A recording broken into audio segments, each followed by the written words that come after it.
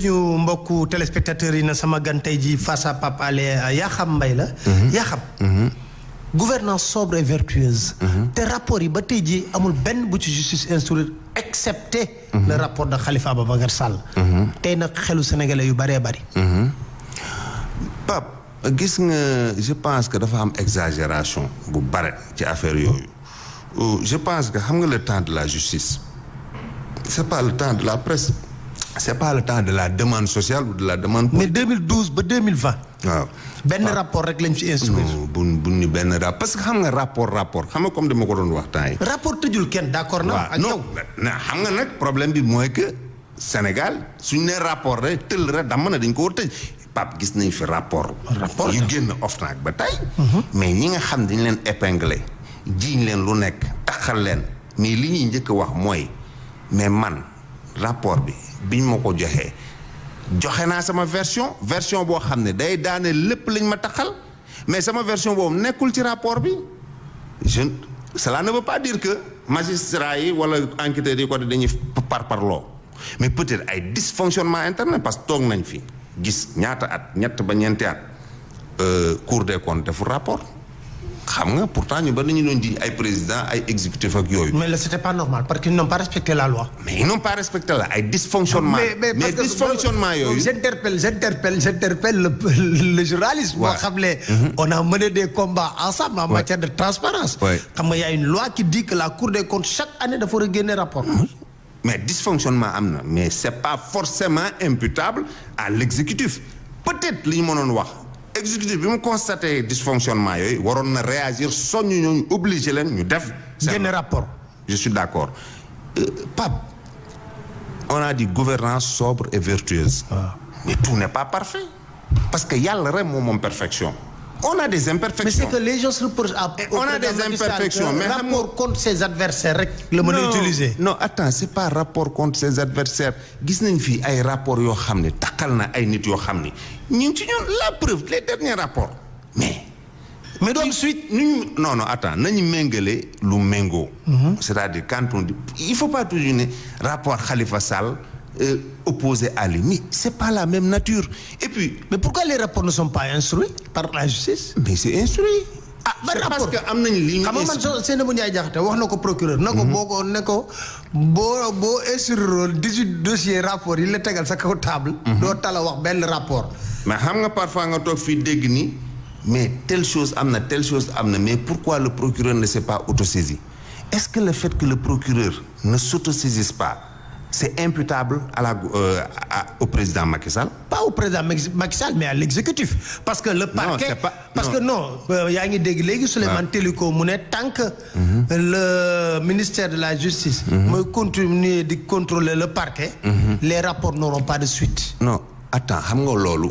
ça c'est le magistrat qui parle. xam nga c'est un magistrat qui parle moi je pense que toutes ces contributions et ces interventions je pense que aujourd'hui peut-être il est souhaitable. que les gens rediscutent wala waxtaan. voilà ci processus lan la OFNAC su defee dara kan la koy jox kooku kan la lan la war def na ko def. Cour des comptes même chose IGE xam nañ c'est la présidence de la République et consort. moi je pense que il faut que peut-être parce que lu ñëpp di ñaxtu y a une raison peut-être.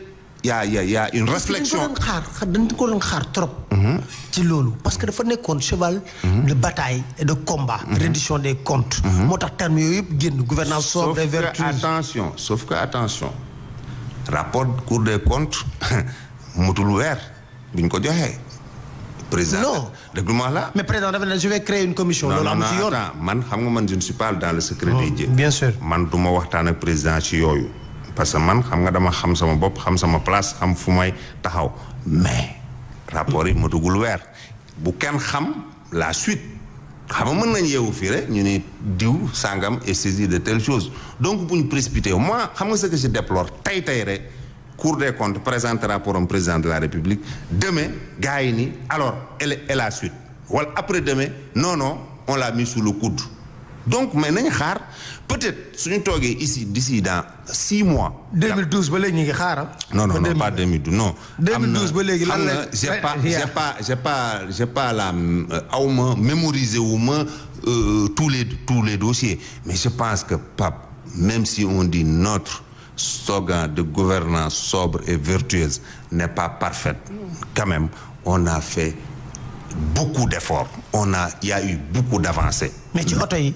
dégg nga président li mu wax ci oto yi. waay 300 milliards jënd nañ ko ci oto ci diggante 2012 ak 2019 ba mu jël na day jël décret mais moom ba mu koy wax dama ne mais. président fan la nekkoon ba ñuy jënd oto yi. Pape bul fàtte xam nga président de la République da ngay ñëw 2012.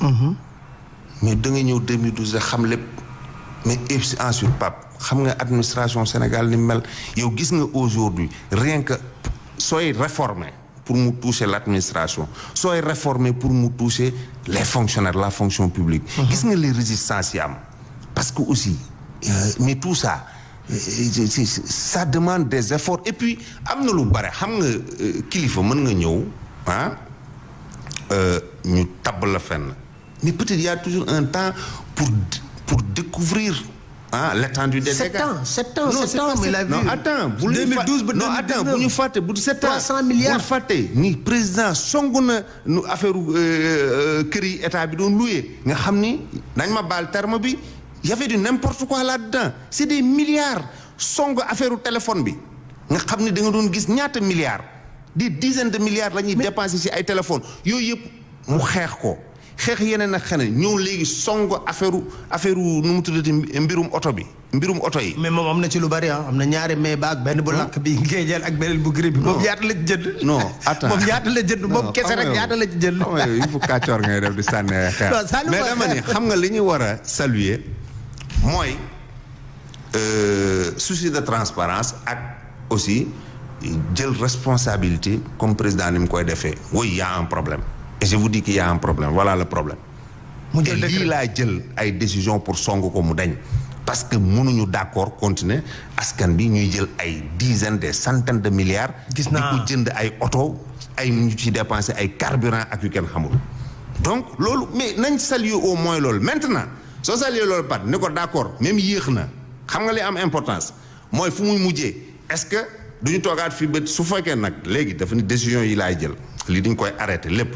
suñ toogee fii ba 6 mois wala at li ñu doon wax ni décision yooyu la ñuy def pour diminuer le train de vie de l'État amul benn askan ñu doo ko mën critiquer mais au moins nañ ko ne d'accord jox nañ la satisfait gis nga benn def nga état des lieux baaxul jël nga ay matukaay yu radical pour dindi loolu ñu ngi toog di seetaan léegi si dans quelques mois dans 1 an affaire bi sotti ñu ni bravo maintenant su fekkee sottiwul ñu ni donc kooku ay waxu comme li ñu doon ay propos de campagne la woon rek. ayca léegi ñoo si situation économique réew mi. métti na de. am na suñu mu metti. am na suñu ñëpp déglu ma wax la. am na suñu mu metti am na suñoo xam ni am na évolution si ñoom am na suñoo xam ni baax na mais il faut que situation réew bi am suñu metti parce que c'est ñu ne état bi ñu ne banqueroute la nekk. non c'est la conjoncture mondiale amul fenn fooy dem ca Trump ca Macron ca Merkel ak feneen foo xam ni amul ñaxtu mais xam nga lu mel ni ay BAD lu mel ni ay FMI mais ñooñu Sénégal moomu leen ñooñu Sénégal mënu leen manipuler donc ñooñu ñi nga xam ni ñooy bailleurs de fonds yi xaalis bi Sénégal di leb pour liggéey dëkkam président di ko leb pour liggéey dëkkam ñoo koy lebal suñ ñëwee def ay visite ay inspection ñëw ni y a pas péri à la demeure mais xanaa ñu mën am présomption bu baax. ah non mais soo xoolee dernier rapport banque mondiale def na leen niveau plafonnement dette bi doy na sëkk ba tax Boun Abdallah Dionne sax ne. banque mondiale géré wul suñu dëkk ba wax la mën a ko déet. ñoo lay lebal de xam nga yow man ak yow ñoo bokk demin. depuis plus de 20 ans. maa nga xam da ngay liggéey nekkoo di business. pas pour nga tabax. amoo 100 millions yow mobilisé. da ngay leb banque di la dagg weer di la teg ay taux d'intérêt nga tabax mais leb man ak yow suñu nekkee yow nga leb pour tabax sa kër ba pare di ko dafay ñaar ñetti at xam nga am na foo duggal sa njaboot yaa ko moom man ma dem leb ni yow di fay luwaas di joxe dépense ba affaire bi jeex c'est ça te président Macky Sall ak Sénégal l'endettement bi ñu def c'est un endettement assumé parce que xamulu tax dañuy leb pour liggéey ay infrastructure liggéeyal askan bi liggéeyal génération future. ba ci terre xam nga terre loolu moom ku guddul fan du ko gis. Pape xam nga Dakar gis nga ni ma entonnoir. dañuy mais ba tey jii da nga koy gën a def entonnoir. non déglu dañuy Dakar du ñu def loo xam ne ay infrastructure yoo xam ne dina désengorger parce que Dakar xoolal presque bi entonnoir la ñëpp jógee ci banlieue bi de Rufisque consort ñoo engorgé wu problème de circulation yi. Pape man sama kër ak soleil 7-8 kilomètres la. mais Pape dinaa def waxtu parfois wala waxtoo genn wàll ba nga xam ne xam nga parfois nan lay def damay ñëw ba rond point pont wu Hann bi woote sama service gis nga coursier ñëw ak scooter taal ma wàcc sama oto mu toggee ma dem mais yooyu il faut que ñu di léegi su waree ñu leb 600 milliards pour defar loo xam ne plus de 600 milliards non plus c'est su yaboo su fekkee ensuite coût embouteillage yi wax nañ milliards yi muy coûter à l'économie su soxlaawee ñu leb 600 milliards wala 1000 milliards def loo xam ni suba dinañu fànqal perte 500 milliards mais c'est bon. est-ce que bokk na ci priorité sénégalais yi xam nga yow yaa ngi wax terre ni na courant moo koy dawal nga ñëw fii yow hausse électricité baa ñuy bëgg a rey mais Pape te pare on nous disait que la Sénélec est très bien gérée. Pape am nañ yaakaar que quand même su soobee yàlla vers 2023 2024 quand même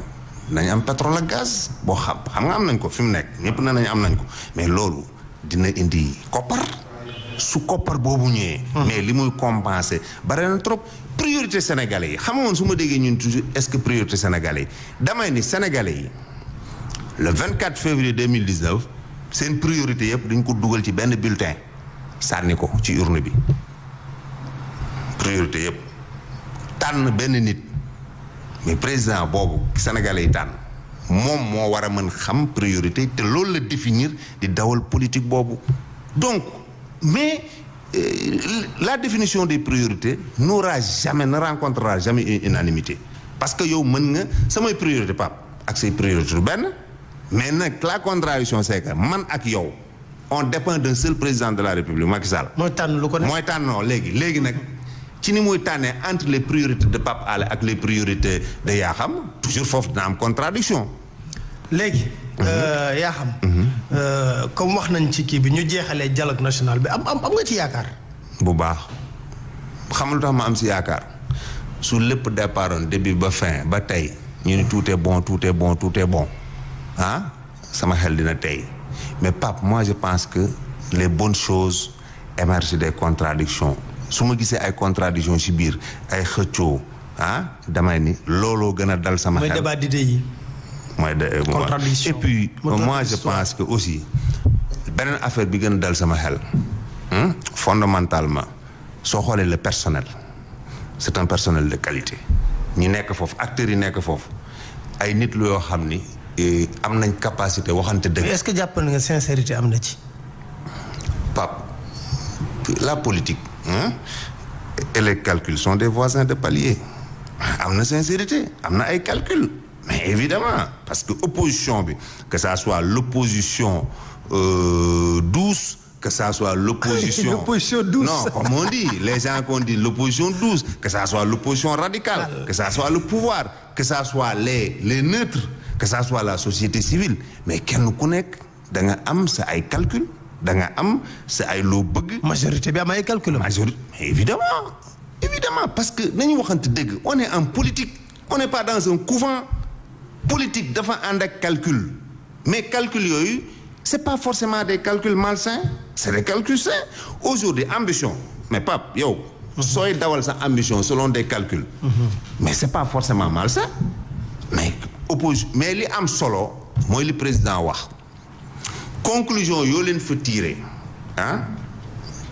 te mu concorde ak li askan bi bëgg te mu concorde ak li méngoog ak yelleef dinaa ko appliquer donc pour man nañ ci rafet njort comme nañ lañ war a rafet njort ci affaire lii musiba bi commencé dugg fii qu'on a des gens assez compétents, hein, et puis on a une certaine bon amna ñaan dara la ci que on va le vaincre. Moi je pense que ce dialogue là amna ci yaakaar dama la ko wax xam nga lan moo doon tey sama xel dès le départ rek ñu ni benn oui loo wax ñu ni opposition d'accord na pouvoir d'accord na xam nga loolu ci politique en général c'est rare mais soo gisee ñu am ñuy ñagas mais il y a des avancées. Donc je pense que li ñu war def mooy tant au niveau de la sensibilisation ñun taskatu xibaar yi tant au niveau des acteurs ñu xalaat l'intérêt parce que ce qui doit sortir de ce dialogue national c'est important et que il y a une chose importante moi je dis c'est un dialogue national c'est pas le dialogue politique mais xam nga dialogue politique bi moo ci gën a am fës moom la nit ñi gën mais moi je pense que la politique c'est important mais c'est pas le plus important des volets du dialogue national yeneen volet dialogue national yi ah mais na ci gars yi rafet njort sëgg ci liggéey ko bu baax. jërëjëf Yakham Mbaye maa ngi lay sant di la gërëm bu baax a baax. si ñëw bi nga ñëwoon tey jii ci émission Face à Pape Alé di sant di gërëm mbokku téléspectateurs yi di leen dig daje. àllarba ak beneen gan seen émission Face à Pape Alé seen chaîne de télévision Sen TV jërë ngeen jëf.